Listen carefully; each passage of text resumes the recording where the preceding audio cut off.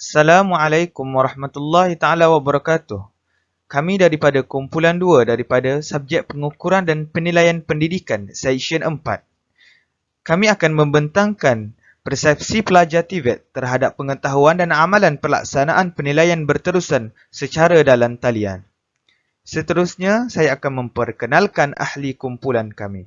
Saya Muhammad Khairul Ikmal bin Yahya, bernombor matrik DB190120. Nama saya Jimmy bin Nur Janihan. Nombor kad matrik saya adalah DB190067. Nama saya Luqman bin Ibrahim Syamsul Kamal. Nombor matriks DB190127.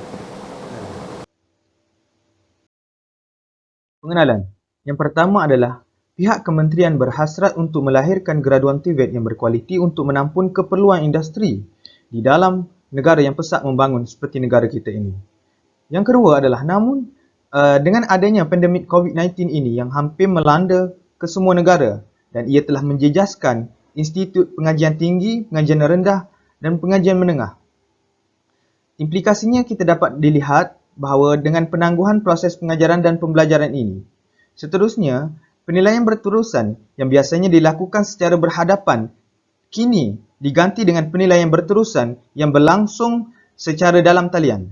Namun, terdapat pelbagai cara dalam menghadapi situasi COVID-19 ini bagi mengekalkan kualiti pendidikan di dalam TVET ini.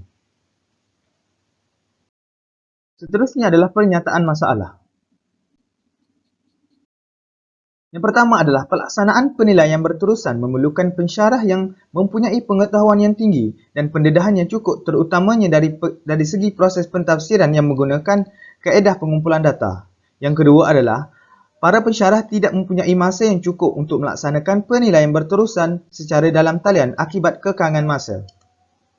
Seterusnya, pensyarah perlu membuat perancangan pengajian ataupun persediaan alat-alat mengajar untuk menyemak tugasan yang diberikan pelajar, menandakan kertas soalan serta menghadiri mesyuarat. Para pensyarah dan pelajar perlu bijak untuk menguruskan masa. Seterusnya, para pensyarah dan pelajar tidak mempunyai masa untuk membuat penilaian formatif terhadap pelajar pendidikan teknikal dan vocational ataupun dikenali sebagai TVET.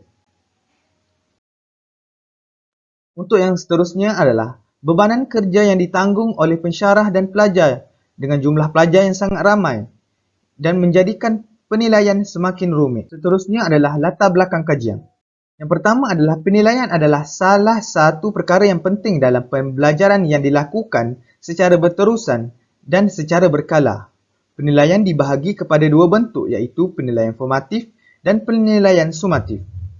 Penilaian formatif ini adalah untuk memantau dan membolehkan pelajar mendiagnosis masalah yang sedia ada pada pelajar tersebut. Kami telah menjalankan kajian persepsi pelajar TVET terhadap pengetahuan dan amalan pelaksanaan penilaian berterusan secara di dalam talian. Seterusnya adalah tujuan kajian ini adalah dilakukan untuk mengetahui sejauh mana keberkesanan penilaian berterusan yang dilakukan secara di dalam talian. Dengan ini kita dapat melihat yang adakah pelajar berasa selesa melakukan penilaian berterusan secara dalam talian ataupun tidak. Seterusnya adalah objektif kajian. Yang pertama, objektif adalah mengenal pasti pengetahuan pelajar TVET yang berkaitan dengan pelaksanaan penilaian berterusan. Yang kedua adalah mengenal pasti cabaran dan keberkesanan penilaian berterusan di dalam pendidikan teknikal dan vocational secara dalam talian. Dan yang ketiga adalah pendapat pelajar berkenaan pembelajaran secara di dalam talian. Seterusnya adalah persoalan kajian. Yang pertama, apakah cabaran yang dihadapi semasa melakukan penilaian berterusan di dalam talian? Yang kedua adalah, apakah penilaian berterusan ini berkesan semasa secara menyeluruh kepada pelajar yang mengambil subjek-subjek teknikal dan vocational atau lebih dikenali sebagai TVET? Seterusnya saya akan serahkan kepada rakan saya iaitu Luqman. Terima kasih saudara Khairul. Assalamualaikum. Nama saya Luqman akan meneruskan pembentangan ini dengan bab metodologi kajian. Seperti yang anda lihat di slide ini, kami meringkaskan metodologi kajian kami melalui 4 langkah. Yang pertama, reka bentuk kajian. Baik, kaedah yang kami gunakan adalah kaedah kuantitatif. Langkah kedua, pemilihan responden. Dan langkah ketiga adalah sasaran awal. Sasaran awal kami jangkakan 30 responden. Dan langkah keempat, cara untuk mendapatkan data responden adalah telah kami menyiapkan borang soal sidik dengan soalannya sekali. Kami akan mengedarkan melalui aplikasi WhatsApp.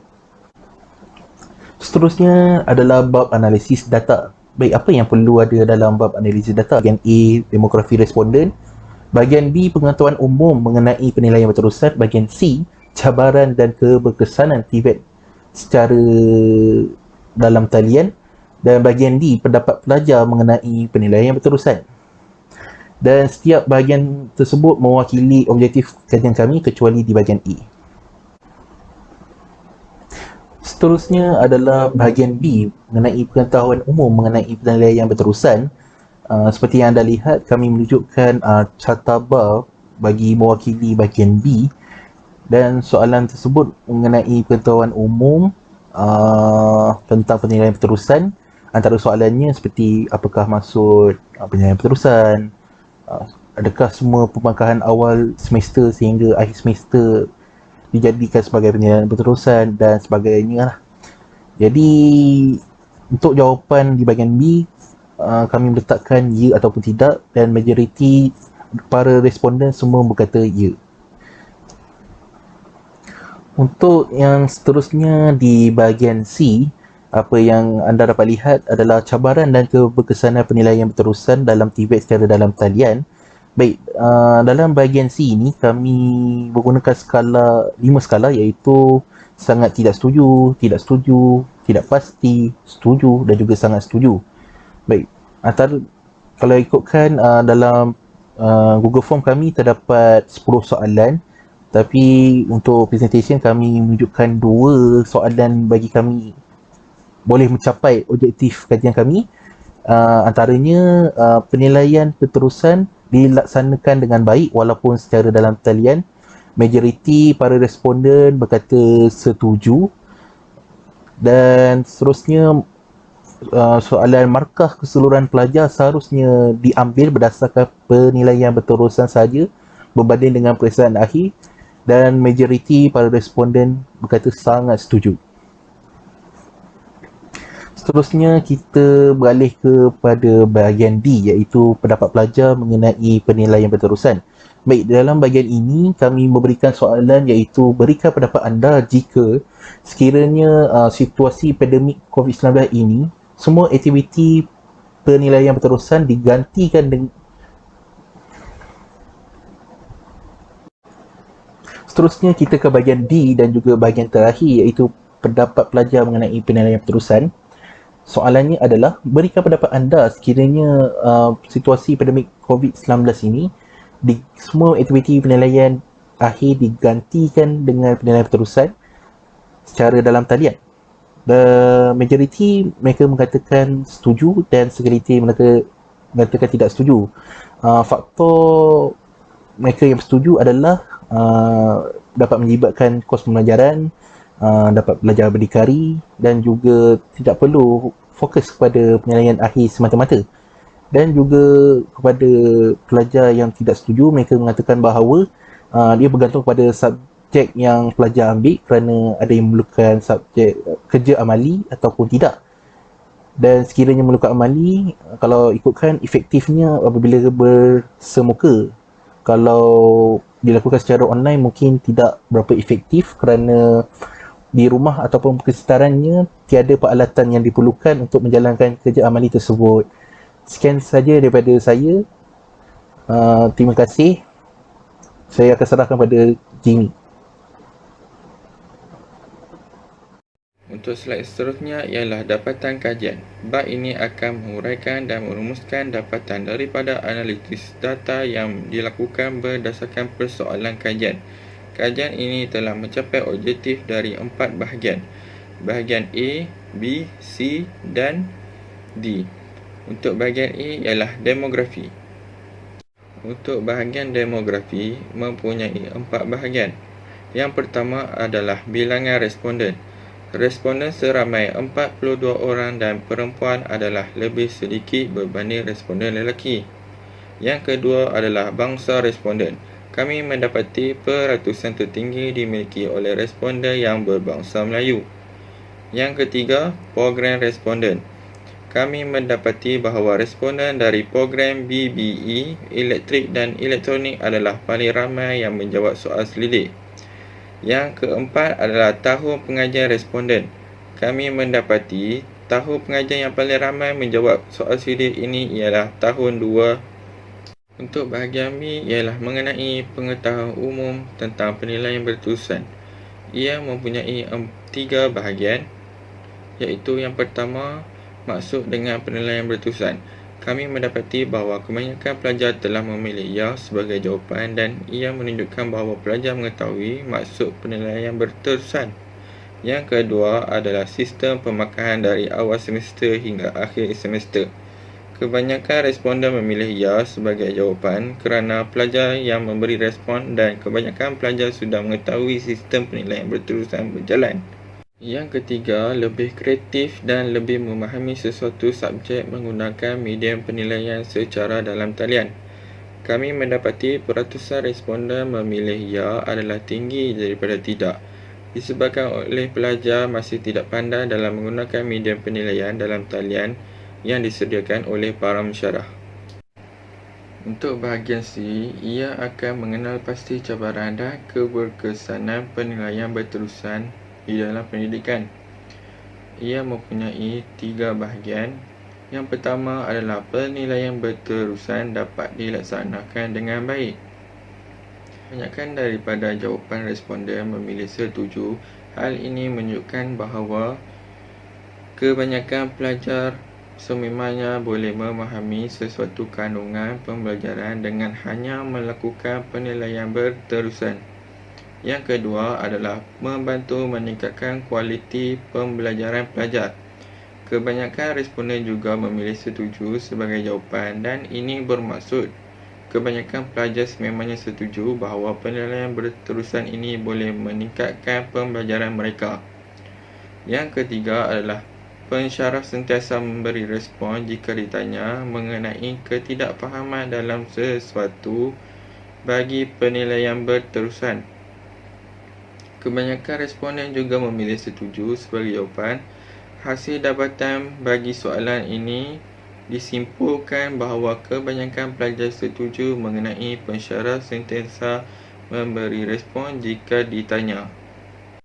Untuk bahagian D, ia mengenai pendapat pelajar mengenai penilaian berterusan semasa pembelajaran secara atas talian. Semua aktiviti penilaian akhir diganti dengan penilaian berterusan yang dilakukan secara dalam talian. Kebanyakan daripada responden bersetuju mengenai soalan tersebut. Hal ini kerana penilaian berterusan dapat dipantau kemajuan dan kebolehan pelajar. Jadi, para pensyarah dapat mengenal pasti masalah yang sedia ada, bertujuan untuk memberi maklum balas kepada pelajar tentang kemajuannya. Slide seterusnya ialah perbincangan. Pengajaran dan pembelajaran program pendidikan teknik dan vokasional jika menggunakan penilaian berterusan sebagai penilaian akhir. Yang pertama adalah penggunaan bahan pembelajaran dalam proses PDP dapat membantu dan meningkatkan pencapaian pelajar. Ini kerana supaya pelajar dapat mempelajari bahan yang sedia ada secara terancang dan teliti melalui proses penilaian formatif yang menyeluruh. Yang kedua adalah penggunaan bahan PDP secara penilaian berterusan dapat meningkatkan pemahaman kandungan di dalam kalangan pelajar yang lebih baik. Ia dirumuskan bahawa pembelajaran program pendidikan teknik dan vokasional TVET dengan bahan PDP secara dalam talian ini dapat memberi kesan negatif dan positif kepada pelajar. Untuk slide yang seterusnya ialah kesimpulan. Ia mempunyai 4, iaitu cabaran, keberkesanan, secara dalam talian dan pendapat. Yang pertama adalah cabaran. Para pensyarah dapat membahagikan masa dengan pelajar untuk melakukan penilaian berterusan. Bagi pelajar, mereka akan lebih memahami mudah untuk mendapatkan grade yang bagus. Yang kedua adalah keberkesanan. Melahirkan pelajar-pelajar yang berkualiti dan pandai berdikari selepas tamat belajar. Yang ketiga adalah secara dalam talian dapat melatih pelajar dan pensyarah dalam penggunaan ICT yang lebih baik dari sebelumnya. Yang keempat adalah pendapat. Menggantikan penilaian akhir dengan penilaian berterusan boleh membawa kesan positif dan negatif. Maka kita haruslah sedar bahawa mod pembelajaran secara dalam talian ini adalah impaknya sangat terhad bagi pelajar mendapat kefahaman dari pembelajaran. Sekian dari kami, Grup 2. Terima kasih.